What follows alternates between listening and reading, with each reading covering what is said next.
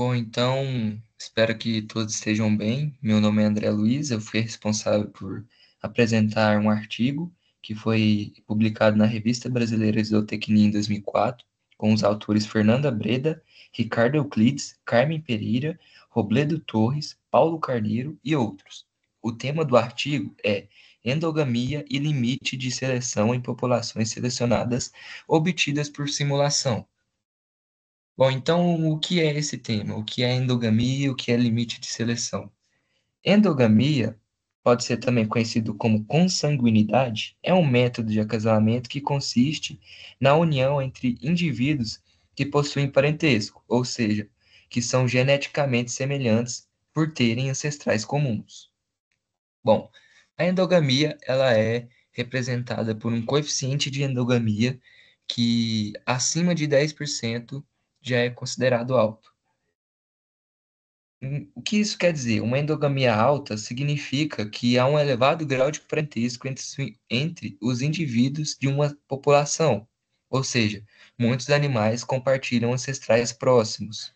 Isso tem implicações genéticas e produtivas importantes, principalmente em melhoramento genético. Bom, então suponhamos que o seu Zé, ele tenha um rebanho aqui de gado leiteiro em que o coeficiente de endogamia é alto. Isso pode ocasionar em alguns problemas genéticos, como, por exemplo, já que a endogamia é alta, então o nível de homocigose na população também é alta, ou seja, mais genes iguais herdados pelos pais.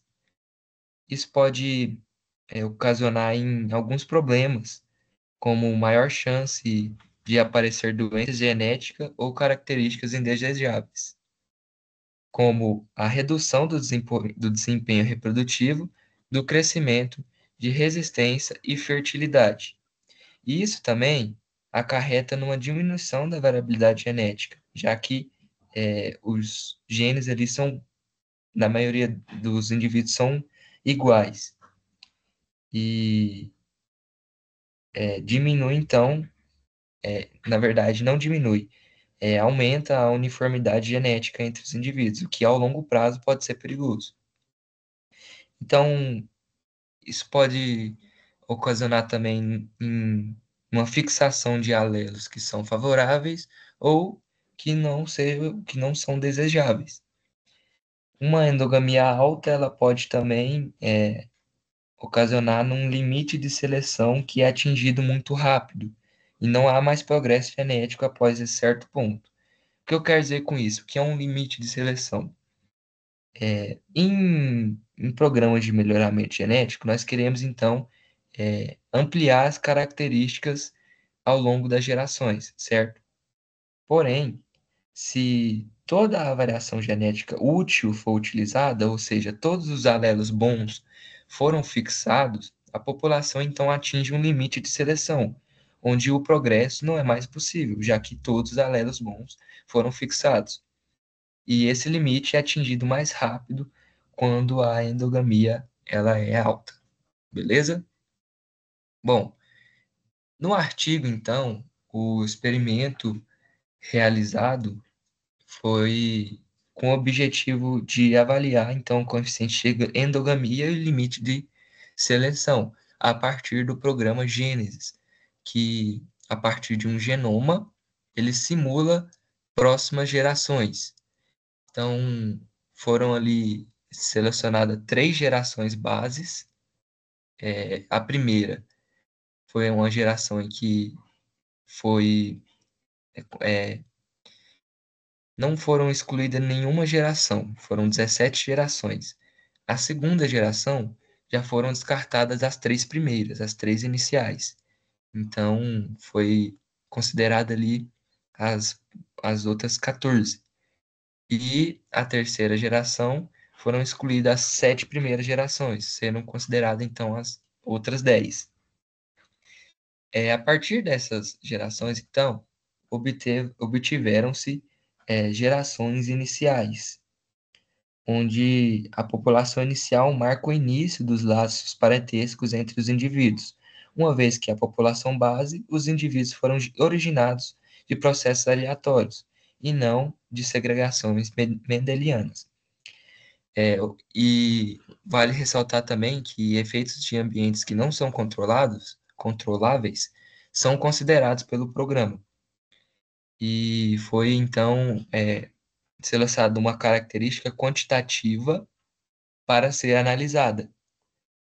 E também dois tipos de métodos de seleção diferentes: o BLUP e o método de seleção de fenótipo individual, esses dois métodos, em função de tamanhos efetivos.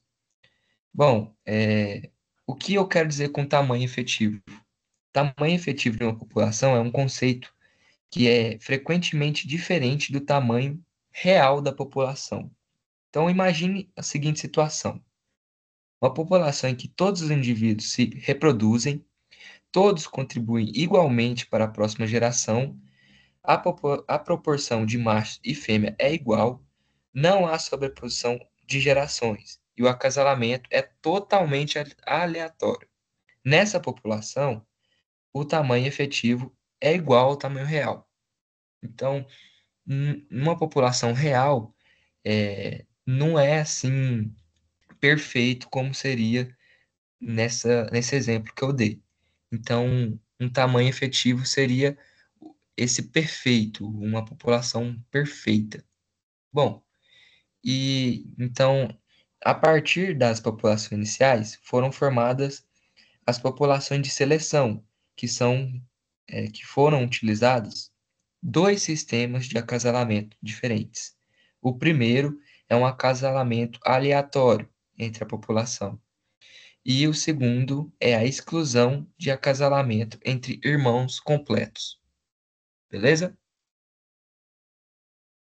Bom, então, como resultados que os autores chegaram da endogamia com base no BLUP, a primeira geração obteve um coeficiente de 20% após as 17 gerações. Já as outras duas gerações bases, no caso, eu estou falando das gerações bases. As outras duas gerações bases, o coeficiente ficou abaixo de 14%. Mesmo assim, a seleção continua eficiente na fixação de alelos favoráveis, já que a endogamia ali é alta. Já com base no fenótipo, a endogamia cresce mais lentamente, mais lento do que no BLUP. E na primeira geração base, o coeficiente é mais alto do que do, do que nas outras duas é, gerações base. Bom, já em questão da fixação de alelos favoráveis, foram avaliados então a partir do BLUP e da primeira da primeira, agora me fugiu o nome, do primeiro tamanho efetivo. O primeiro é menor do que o segundo. É, retomando o meu raciocínio, o, foram fixados, então, com o BLUP e com o primeiro tamanho efetivo, alelos mais, foram fixados mais rapidamente, ou seja, atingiu um limite ali de seleção mais rápido. Isso é bom até certo ponto, porque se a variação acabar, então quer dizer que atingiu o limite. E pode haver também fixação de alguns alelos que não sejam favoráveis. Bom, já no limite de seleção do BLUP com o primeiro tamanho efetivo, que é menor, atingiu então o limite por volta da sétima geração. E com o segundo tamanho efetivo, utilizando o sistema de fenótipo individual, mantém essa resposta, só que a partir da 17ª geração. Nesse, nesse esquema aqui, eu trouxe uma comparação entre os tamanhos da população em duas situações, com um tamanho efetivo menor e o BLUP, então a fixação foi mais rápida, e com o tamanho efetivo maior com o sistema de fenótipo individual e foi mais lenta. Então tem essa comparação. Bom, então esses foram os resultados. Essa foi minha apresentação. Espero que tenham gostado. Obrigado aí pela atenção e até mais.